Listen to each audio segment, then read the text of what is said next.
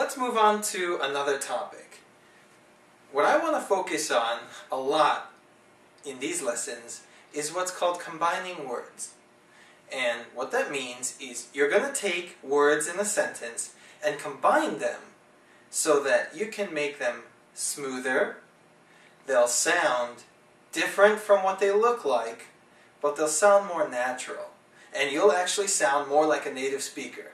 And that's the goal here. If you want to speak English well, you want to combine these words instead of saying each word separately. We can tell who is a foreigner, who's studied English, and who's a native English speaker. Now, you can say a sentence perfectly, with perfect pronunciation, but you might not sound exactly like a native speaker because we don't talk like that. If you were to say, "What are you going to do tonight?" all the words are pronounced correctly, but it sounds a little strange because you're pronouncing each word individually and clearly. Here's how it should sound. What are you going to do tonight? You may not have learned that before, or you may have heard people say that before. But I'm going to teach you actually how to say that. So let's take a look. I have here 5 sentences, and in red, I combined the words and spelled them like they sound. So you can't actually see them sometimes. You're not sure exactly what words they are, but I'm going to explain it to you. Number 1, I wrote wadaya, wadaya, wadaya, wadaya. That's what are you? Wadaya.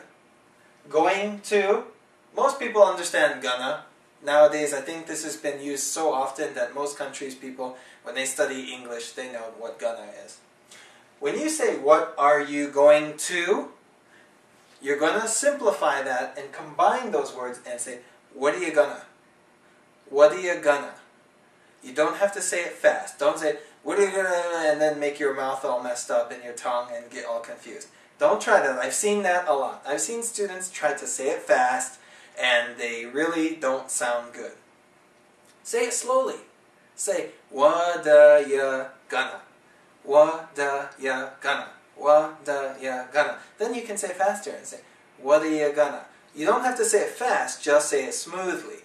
What are you gonna? What are you gonna? What are you gonna? You'll eventually say it faster and faster. What are you gonna? What are you gonna? What are you gonna? Then you can add the rest of the sentence.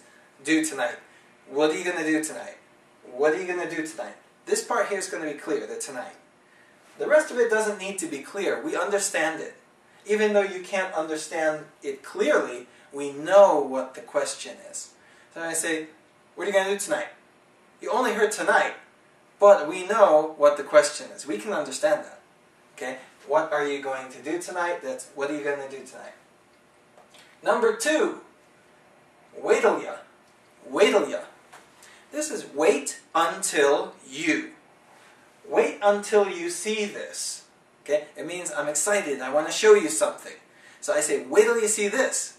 Wait till ya. Wait till ya. Wait till ya.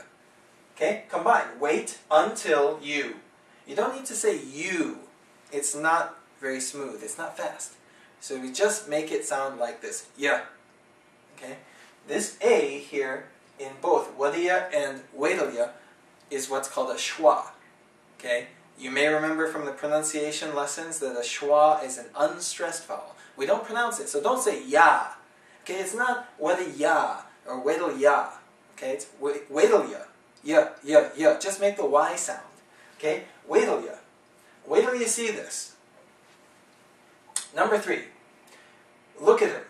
Look at him go. This is look at him go. If someone's running fast and you're surprised, you go, wow, look at him go. Right? Look at him go. We're going to take look at, and we're going to change the pronunciation of at to it. Look it. Look it. Don't say look at. Say look it. We're going to take out the H, the him, and just make the M sound. You're going to say, look at him. Look at him. Look at him. And then go will be clear. You'll say go. Look at him go. Number 4. She's gonna get a cup of coffee. she's going to get a cup of coffee. She's going to get a cup of coffee. We don't say it like that. See how choppy it sounds? It doesn't sound smooth when you say, she's going to get a cup of coffee. We want to say it smoothly. So we're going to change going to, just like up here, to gonna. Get a, just combine them. Just say get a. And then cup of, you're going to take the of and change it to an a. Okay? Cuppa. You're going to say gonna get a cuppa. And then put those together. Gonna get a cuppa. Gonna get a cuppa. Gonna get a cuppa. And then you combine all of that together and say, she's gonna get a cup of coffee. She's gonna get a cup of coffee. She's gonna get a cup of coffee. You're gonna say it faster and faster once you practice. So say it slowly. Don't mess up by trying to say it too fast. Okay? She's gonna get a cup of coffee. That's okay. Right? She's gonna get a cup of coffee. Notice I didn't stop. I didn't say it fast, but I didn't stop, and it was smooth. The speed will come with practice. And then you'll say, she's going to get a cup of coffee. Right? He. Now, I didn't change any of the actual pronunciations here. Did it all. All I did was I combined them. Instead of saying, he did it all for you, I said, he did it all. Combined that and did it all. Did it all. And then with a for, I changed the O to an E, fur. Fur. You don't need to say for. It's too slow, it's not smooth when you say that. He did it all for you. Okay? You're going to say he did it all fur. You don't even hear a vowel in that word, fur. He did it all for you. He did it all for you. Say it slowly. He did it all for you. Don't stop. Don't say it fast, just say it smoothly.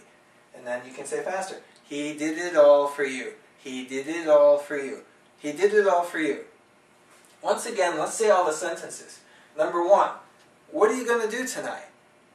What are you going to do tonight? Number 2, wait till you see this. Wait till you see this. Number 3, look at him go. Look at him go. Number 4, she's going to get a cup of coffee. She's going to get a cup of coffee. And number 5, he did it all for you. He did it all for you. This is an introductory lesson. This is the first lesson because I want you to see how we combine the words. I want you to see how we make a sentence smoother. I'm going to do many lessons in this category about combining the words. Sometimes it'll change the pronunciation very much. Sometimes it won't change very much. All you're doing is putting it together so you don't pause. But what I want you to do is practice these kinds of words, these combining exercises, so that your speech can be a lot smoother and more natural.